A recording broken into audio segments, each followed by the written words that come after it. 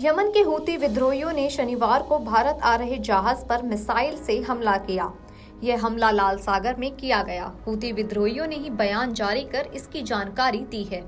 Houthi विद्रोही लाल सागर और अदन की खाड़ी के इलाके से गुजरने वाले जहाजों पर बीते कई महीनों से हमले कर रहे हैं। ब्रिटेन की मैरीटाइम सिक्योरिटी फर्म एम्ब्रे ने बताया है कि हमले के चलते जहाज को नुकसान हुआ है।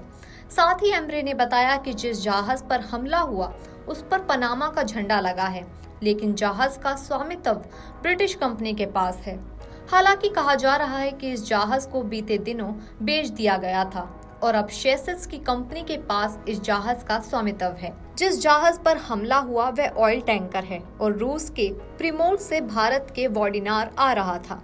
ईरान समर्थित हूती विद्रोही इजराइल हमास युद्ध के बाद से ही लाल सागर और अदन की खाड़ी से गुजरने वाले जहाजों को निशाना बना रहे हैं। हूती विद्रोही फलस्तीन के समर्थन में ऐसा कर रहे हैं और पहले हूती विद्रोहियों के निशाने पर इजराइल से संबंधित जहाज ही होते थे, लेकिन बीते काफी दिनों से अन्य देशों के जहाजों को भी निशाना बनाया जा रहा है। इसके चलते कई शिपिंग कंपनियों ने अपने जहाजों को दक्षिण अफ्रीका के लंबे रूट से भेजना शुरू कर दिया है। इससे माल की ढुलाई की लागत बढ़ गई है और वैश्विक स्तर पर महंगाई भी बढ़ी है।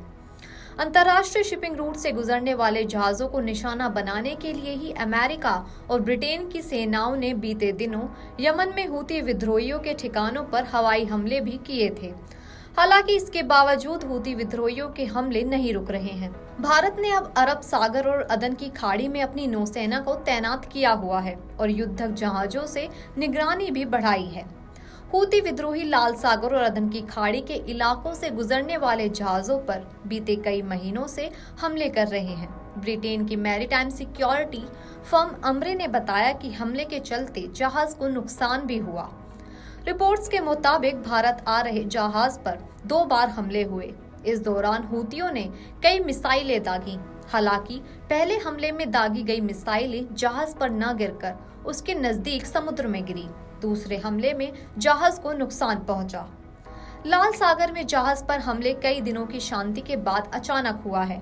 इससे पहले इजराइल के साथ तनाव के बीच ईरान ने भारत आ रहे एक जहाज को होर्मुज पास से कब्जे में ले लिया था। ईरान ने कहा था कि वो बिना मंजूरी उनकी समुद्री सीमा में घुसा था।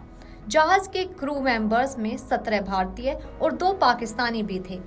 ईरान ने पाकिस्तान के 2 नागरिकों और भारत की एक महिला क्रू मेंबर को छोड़ दिया, जबकि बाकी 16 भारतीय अभी भी ईरान की कैद में हैं।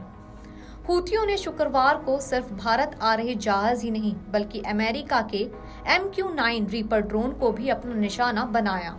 हूतियों ने यमन के सादा प्रोविंस में ड्रोन्स को मिसाइल अटैक से मार गिराया है। Video desk अमरउजाला.com।